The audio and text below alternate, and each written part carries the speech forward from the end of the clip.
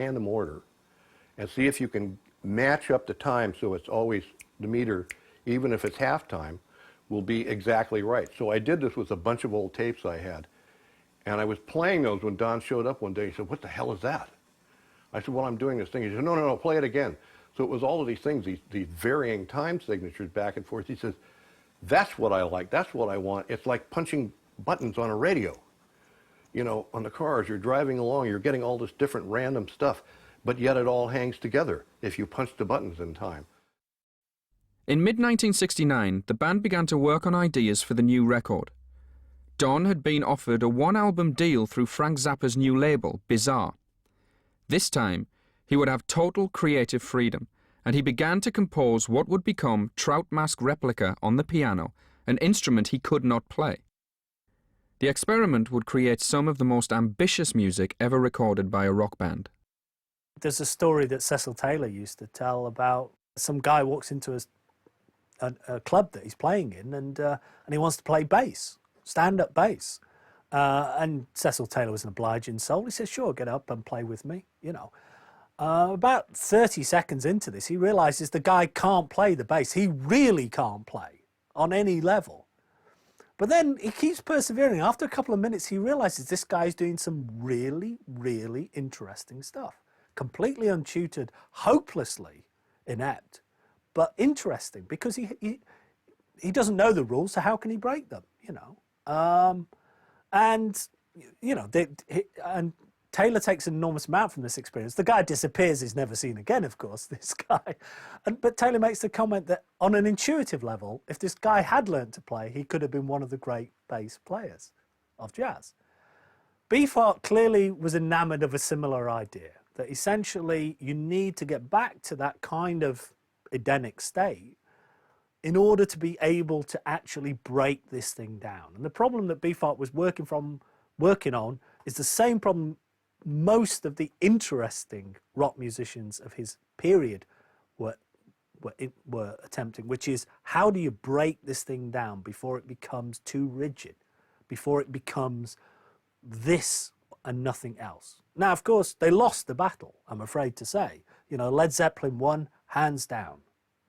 But the experiments, and Beefheart's were some of the more interesting ones, produced some extraordinary music. John French became paramount in the process, transposing elements that Don had written and developing a means of notation to deliver the music to the band. Over a 9-month period, the diverse elements were pieced together in the band's isolated house in the hills of Los Angeles. I loved being involved in the music because usually it was Don sitting with the guitarist and the bass player, and I was off somewhere.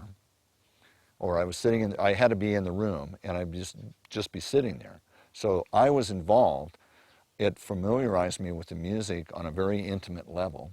And it also, by seeing the written music, I read drum music, so it gave me ideas for drum parts by looking at the music. I was able to sort of gather what I thought, my God, you know, we've got a guy playing 4/4, 3/4, and 5/4 at the same time. How am I going to drum to this? And I started breaking it down, but it allowed me to be intimately involved with the music, which was great. It was the first time I'd been able to do that.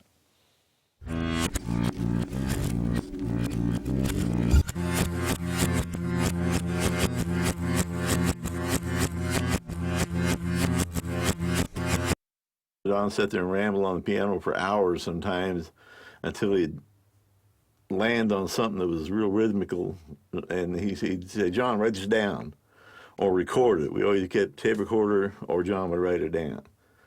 And then, or sometimes you just tape him where he's just doing that for hours, and if you find a spot, and then John would go in there and kind of jot it down. And then Don would tell John decide how to string all together, and you know, he'd say, "Hey, this is a bass part, or this is a guitar part."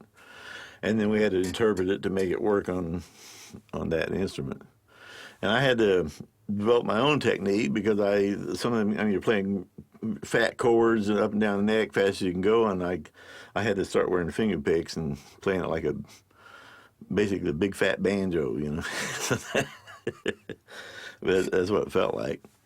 The methods by which he he taught them to play in a different way were, on the surface, perhaps quite banal. I mean, I gather he would say things to them like, play a high note as if it were a low note. I mean, what does that mean?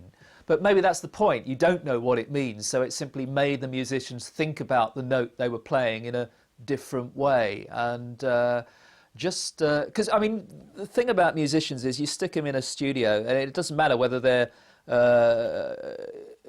you know, balalaika players from Eastern Europe or old bluesmen or whatever. I mean, if you just stick musicians in a studio and let them play, they will go through a routine.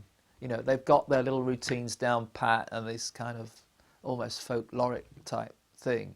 So to get musicians to do something so radical, so revolutionary in the studio is an art in itself.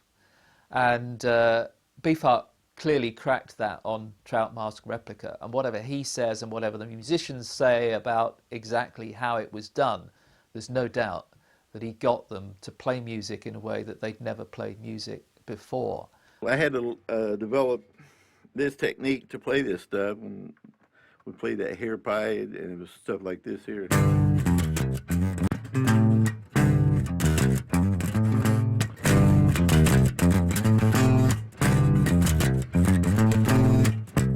But we had to be able to articulate all those little notes, because it wasn't just the bass part. I mean, we were all playing like orchestra parts, you know, I guess, or like a whole section.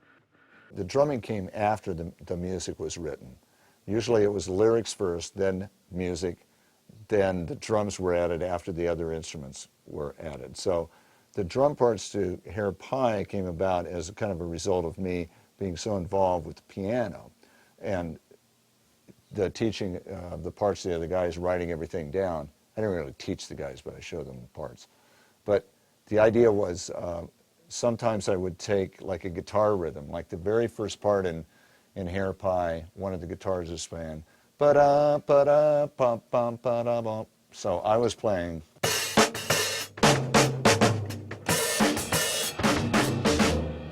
So I took that idea and started playing it like that, and then Don said, well, just take out some of the parts so it goes.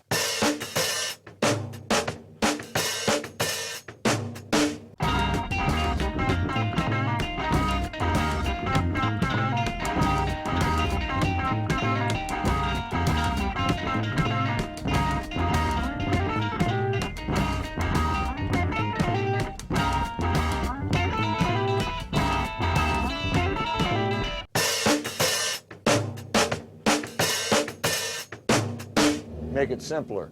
So that kind of gave me a hint as to what he wanted. He didn't want too many rhythms going on at the same time.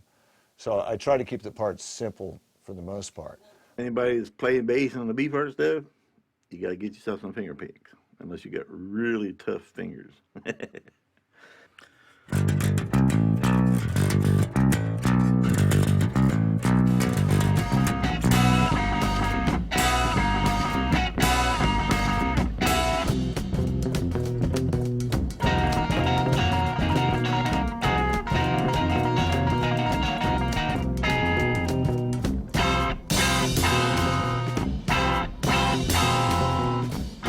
On its release, Trout Mask was praised and derided in equal measure. An album with no obvious precedent, Frank Zappa's promise to give Beefheart total freedom had resulted in a truly unique work. I mean, was it mindless rubbish, or was it, as Rolling Stone says, you know, the most important piece of art ever to be put on a phonograph record?